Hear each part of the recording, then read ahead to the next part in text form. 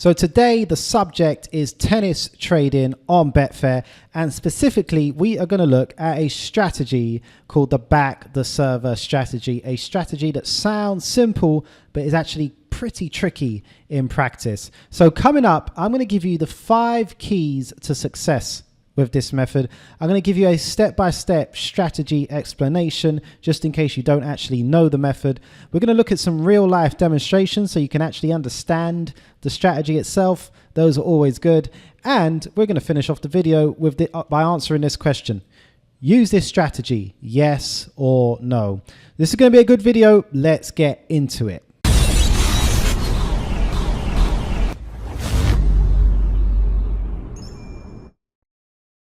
So we should probably start this video with a quick disclaimer. Remember, this video and any video which shows a strategy on this channel, it is for demonstration purposes only and is not necessarily an endorsement of that strategy. If you do want to use any strategy that you do see on this channel, it is totally up to you. Remember to watch every video all the way to the end so you can make an informed decision. So with that in mind, let's get into the back the server strategy. So the idea behind the back the server strategy, as it sounds, I mean, it's not that hard to work out already. We're basically backing the server before they play their service game. So we just back the server. And the idea is that if they win their service game, the odds on that player are going to steam in and we can achieve a profit. Now, if you saw the recent video about what makes the tennis markets move, you know, as we mentioned, breakpoints are the big thing which makes the tennis markets move. But just winning a service game can cause a tiny market move as well. It's a small market move in the grand scheme of things, but it's very predictable, and that is what a lot of tennis traders like. So we know that if we do back a server and they win the service game, then we're going to get a move in our favor. So it can be quite a simple method there. However, it is a lot. It's easier said than done, that is for sure. But let's look at the 5 keys to success with this method. So the first key to success when you're using a back the server strategy is you need to stick to men's matches. Here is a stat from Tennis Abstract. It is men win 81% of their service games, whilst women win 62% of their service games. So you really want to be sticking to the men. Now, that is an average for the men. The average is 81%. But if you really look for them, you can find men that do win 90% plus of their service games. So you can expect a pretty much 90% win rate with a strategy like this on those particular players. I'm going to show you how to find them a little bit later on. But here's another recent stat from Tennis Abstract. It was that Roger Federer, we all know him, he wins 91% of his service games. Now, he's one of the top players, as we know. But if we go over to the women's side and we look for one of their top players, we can all think of Serena Williams. She only wins 65% of her service game. So even the top women aren't getting much higher than 65%. So there is one big reason why you can, or you should, stick to men's matches when you're using the back the server strategy. You're also going to need an odds range of above 1.40 in the market. So you need the favorite to be priced above 1.40. Basically, you need to have the market movement to succeed. You need to be able to back the server and to gain a fair few ticks. If you can gain at least 10 ticks just for him winning his service game, then that is considered really good.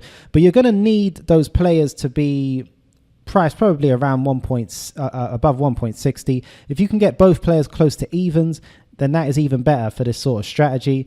But basically, you need the market movement to succeed, because if the favorite is priced, say, below 1.40 and you back the server in that sort of situation, then the markets are fully expecting that server to win their service game, and the market movement in your favor is going to be pretty minimal. You might be looking at just a couple of ticks to win, and of course if it goes wrong, then you've got a huge move against you, and the risk reward in that sort of situation is just not really worth it. So you do need a higher odds range, and like I said, if you can get close to evens on both players, then that is really good. So if you can identify a good server and then back that server when the odds are close to evens, then you're going to be winning probably the maximum amount of ticks. And obviously, if you can back the underdog to win their service game, then you're going to be winning a lot more ticks than if you're just backing the favorite to win their service game. So keep all that in mind. And moving on to tip number 3, and that is to keep all the action on the favorite. And to be honest, this is a general tennis trading tip anyway. So basically what I mean by that is if you want to favor any player, you can back the other player when they are serving by laying the favorite. So if we want to back the favorite, you just back the favorite. But if we want to back the underdog, then we lay the favorite. And I will explain this and I'll show you this in a live demonstration soon. But that is what we do. The main reason for that is because most of the money is on the favorite, and we don't want to run into liquidity issues if we're trying to get out of the market at any point. It is the same bet. It is the same bet. It is important to keep that in mind. So by keeping the money on the favorite side of the market, we're just keeping ourselves in a good position to trade out at a good price if there are liquidity issues. And by getting involved on the underdog, sometimes there can be liquidity issues. So that's important to keep in mind. When you're trading tennis in general, keep all your action on the favorite. And if you want to favor the underdog and back the underdog in any way, you do that by laying the favorite. Next tip to get into, wait for it, wait for it, wait for it. Look for good servers. Now you might be thinking, oh, okay, I'm turning this video off. Why is he telling me what is so obvious? Okay, it does sound obvious, but you need to look for good servers, and I'm going to show you how you can look for good servers. Now, you can use a website such as atpworldtour.com. I mean, other websites are available, but this is probably one of the best ones.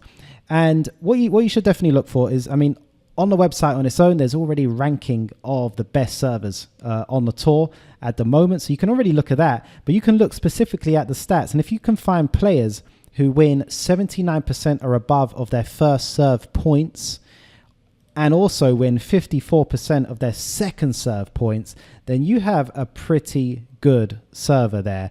And if you can find that player and he's about to play in a match, then you know, if he fits in that odds range that we just mentioned, then you could have a good position to use the strategy, that is for sure. So I'm just on atpworldtour.com here, and I've clicked on the stats leaderboards, and what you can see, you've got serve leaders, return leaders, under pressure leaders. I mean, these are all good and useful stats that you might want to explore later on for different strategies. But we're going to take a look at serve leaders. Now, what is most interesting about serve leaders? Now, you might think the best servers are going to be the usual names. It's going to be the Rafael Nadal, the Roger Federer, the Andy Murray, the Novak Djokovic. But if we look at who is the number one server at the moment, it's a guy called Ivo Karlovic. Now, if you trade tennis a lot, you definitely have heard of him. But to the average person, I mean, he's not exactly a household name. But Ivo Karlovic has a very, very good serve. And if we look at his first serve points won, 83.6%, and then his second serve points won 57%. So that's well above what we were looking for there. And you can find similar examples. John Isner is well known down the years to be a very, very good server. Kevin Anderson as well. And then you see Roger Federer is actually number 4. He's actually number 4 there. You got Raonic. Nadal is only 6 in the world. Kyrgios and Muller. And you can kind of look, you can look at the stats, and then you can try and work out if, in your opinion, they're going to be worthy of using a back the server strategy on. Remember, players like Karlovic and John Isner, you're going to get quite good odds on in a lot of situations. Players like Federer and Nadal, probably not so much. Their odds are going to be quite low. But these guys, Karlovic, Isner, Anderson, Raonic, you could get pretty generous odds depending on who they're playing. And of course, you could just identify good servers the old-fashioned way, and that is just by watching the match and watching for a player who serves pretty well. I mean, usually if a player can serve really well and win his service game from 40 love without dropping a point, then that's a pretty good indication that he's serving good, and he's probably going to serve good in the next game. So keep your eye on that. That is obviously a little bit more advanced, but it's another good way of spotting good servers. And that leads me on to this tip, which is to watch the match. And that's not just to spot the opportunities we just mentioned, but also because the tennis markets are moving so fast. And remember, if you're backing the server, you want to be 100% that the server is just about to serve. Now, you can't rely on scoreboards. There's so many times I've seen scoreboards say that a game is over or whatever, and the next game has already begun. You might be backing the server when he's already 30 love or 40 love up. You know, you really, really need to watch the matches. Thankfully, a lot of tennis comes up on the Betfair live video or on Bet365. So there's really no excuse to try and operate a method like this blindly.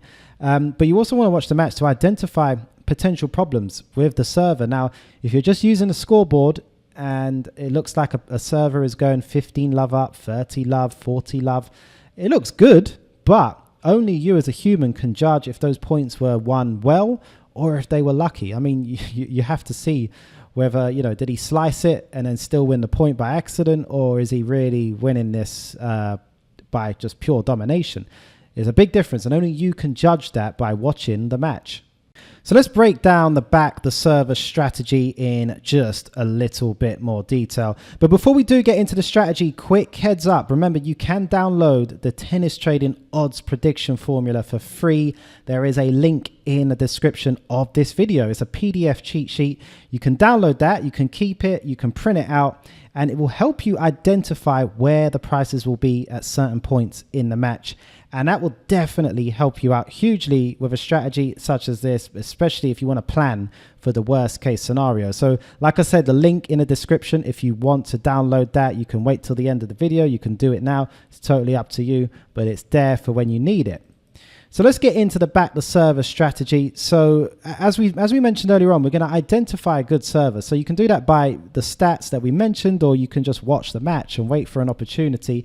And then here we go. Make sure they are about to serve. Like I said, this is almost a schoolboy error that a lot of rookies can often make just because they think that they can trade just using a scoreboard.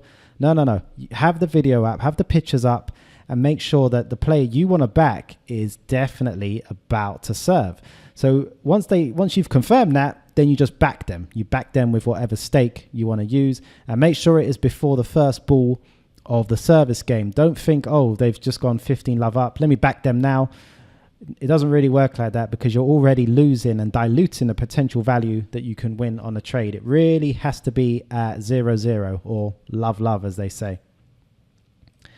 So the strategy after that is that basically if they win their service game, then we just lay them with the same stake. I mean, you can cash out and green up, but I'm going to explain why it's probably just best to lay them at the moment. I'm going to explain that a bit later.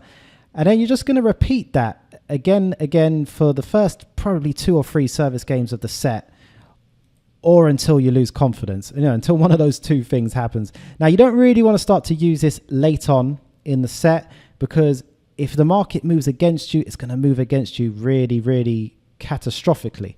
So you only want to use this probably at the beginning of the first set of the match, just the first 2 or 3 service games, or until you lose confidence. I mean, if a player is really, really serving well, you could do this all the way up until maybe it gets to a tie break. It's totally up to you. I know of some traders that do that, but if you're just starting out and you want to avoid that big move against you, then try and stick to the first 2 or 3 service games of the set if you want to be at your safest.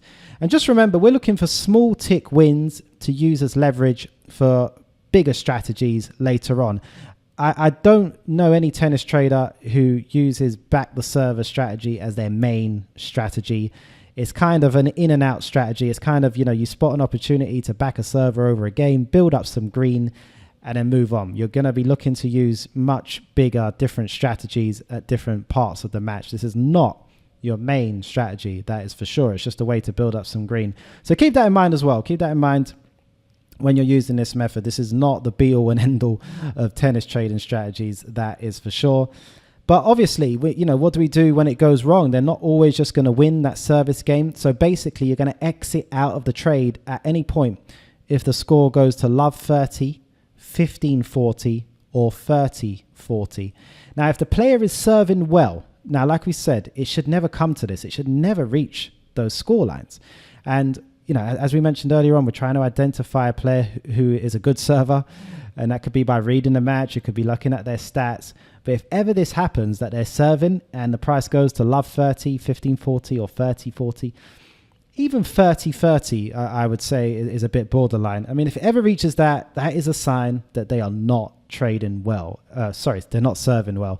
And it's time to get out. Just take that as an early warning that you've called the trade wrong and get out. Because I tell you, if the point goes another point after that, after any of those score lines that we've seen there, then things are going to get a lot worse. So it's already bad when it goes to love 30 and it goes to 15-40 or 30-40. It's already bad, but another point after that is catastrophic. So you need to be quick on the ball to get out. And that's another reason why you definitely need to watch the matches when you're using a strategy like this. That is for sure. But let's get into some live trading demonstrations with this method so you can actually go over my shoulder and I can show you how it is exactly done on the Betfair interface. So this is a match between Soric and I'm just going to call the other player Stefanos because I don't want to pronounce his second name wrong. So we're going to show you how you would do back the server on this one. So this match is just about to start. Stefanos is going to serve first. So remember, we keep all our action on the favorite because of the liquidity issues. So we're going to favor the Stefanos here by laying Soric. That is the first most interesting part of this. So let's lay Soric from the start. We lay him at 1.67. Obviously laying Soric is the same as backing Stefanos. So we're going to do that and then we're going to let the match go and play. And then what we want is we want Stefanos to win his first service game. He is about to serve and then we should be in a position to green up. But remember, like I said, we keep all our action on the favorite. That is where all the money is and that's where we want to be as well.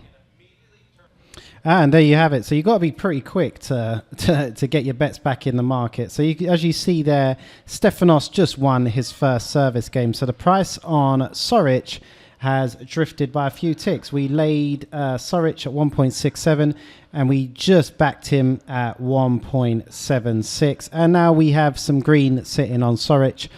And we're just going to now repeat the trick, going the other way. And just to show you exactly how it works. So, I mean, we could cash out there for a quick £5, or we could just leave that money there on Soric. But now let's see how the second service game plays out. And there you have it. So Soric just won his first service game. So now we lay Soric after backing him right at the start of his service game. And then you're going to see the result. We're going to end up with £18 of green sitting on Soric. If we ever get matched, maybe I have to move that up. But it just gives you an idea of what to expect when you do back the server. That's kind of the idea. Is that you're just backing the server, you're trying to build up some green on one player, and one of the ideas as well is that you're going to use this as leverage later on in the match. Maybe when a player goes really low, then you could use some of that green to oppose them. I mean, there's lots of advanced stuff that you can do at this stage. I could even this out for £10 each, but while Soric is the favourite, you're probably better off leaving the money on him. If this goes back up to around evens, the odds, then you might want to green it out and put the money on both sides. But as it stands, you're better off just leaving more green on the favourite. If he breaks and goes low, then like I said, later on, you could leverage that. I could lay him and have a bit of a discount on my lay because I have £18 of green there. So it's just a quick example of how you would do backing the server. Just to quickly reiterate, remember when we want to back, say, Stefanos, we're actually going to lay the favorite. So that's one thing to keep in mind as well. And there you have it. Just a quick example of backing the server. Quick and easy, and it does look easy, of course, which can be the perils with this sort of strategy.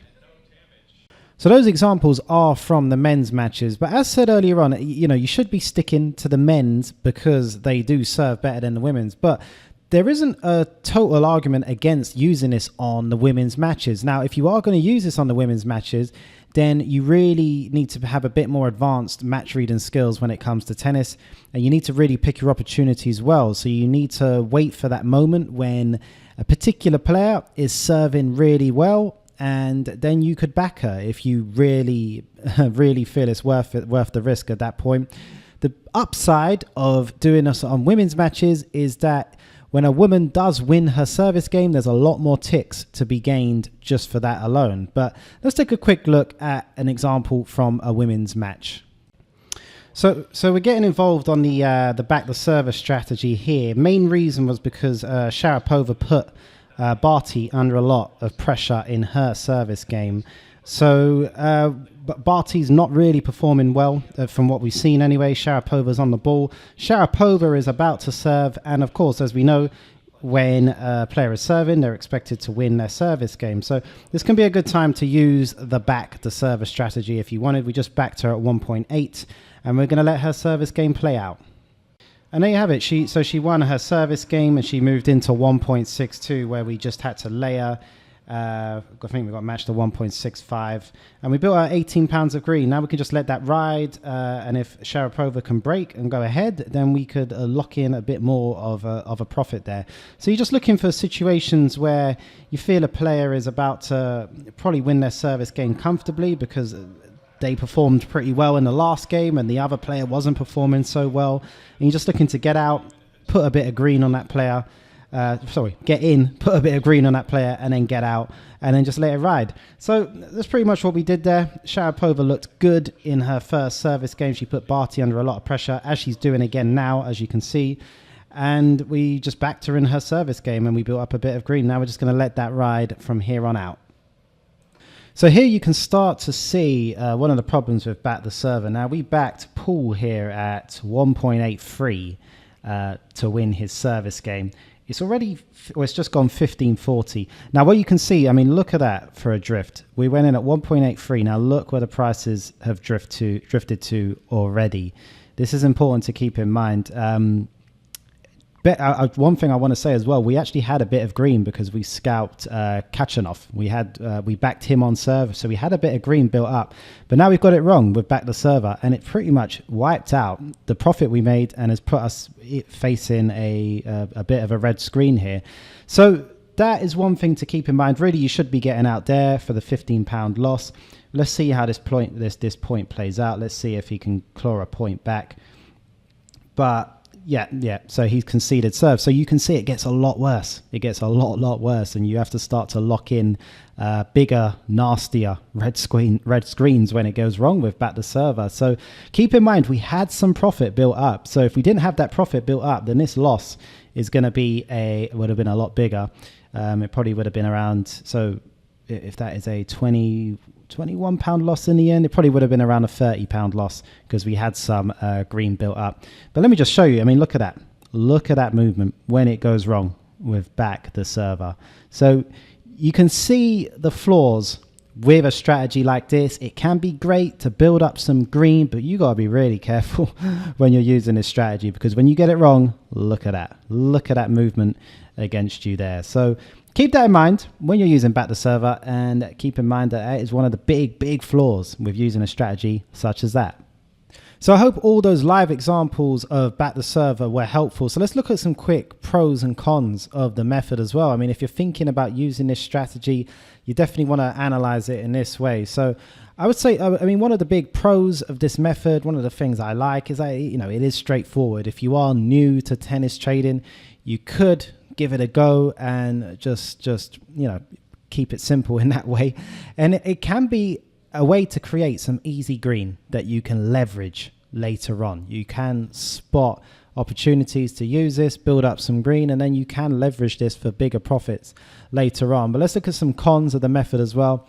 Now, like I said, the risk to reward ratio is not so favorable, as you saw in the example. So, I mean, one wrong trade is going to wipe out all of the profit. So you need to keep that in mind. And in that aspect, for me, it's not really a strategy I like because of that. I never like to be in a situation where one bad trade is going to wipe out the majority of my profit. But, you know, look, each to their own. I know some people like that. And if you can get a lot of those wins, remember, a lot of those men can have 90% win rates on their service games, then yeah, you might not see a losing trade for a while. So keep that in mind as well. And I would also say another con is that it can be quite a distracting method. There are much bigger, better strategies to use in tennis trading. That is definitely for sure. And this method, as I covered earlier on, is never going to be anyone's main strategy for trading tennis. So while you're concentrating on backing the server, you can be missing out on bigger opportunities either in this match or in other matches as well. So like I said, it can be a bit of a distracting method as well. But anyway, I would say leave a comment in the comment box below this video. I want to know, have you used this strategy before yourself? Have you had success with Back the Server? If you're new to it, does it look like a strategy you would want to try? And can you think of any way to improve it? I mean, leave the comments in the comment box. I'll do all my best to reply. And if there's any great ideas, then hey, I think everyone wants to know them, right? So definitely leave me a comment. That would be really, really great. And obviously, before I go, do not forget about this. If you're interested in trading tennis on Betfair, you're going to need this. This is the odds prediction formula. As mentioned earlier, it is a free cheat sheet. It is a PDF that you can download. The link is in the description of this video. You just need to click on the description. You'll see the link. And then you can download that, you can keep it, you can print it out, and then you can use it when you're trading tennis to get a good idea of where the odds might be in certain scenarios. So anyway, I want to thank you for your time. Remember as well, subscribe, hit that S to subscribe here, and then you'll get all the new videos. Hit the notification bell so you know that you know when the new videos are out as well. And there's 2 more videos there for you to watch as well right away. Thank you for watching, and I'll see you guys in the next video.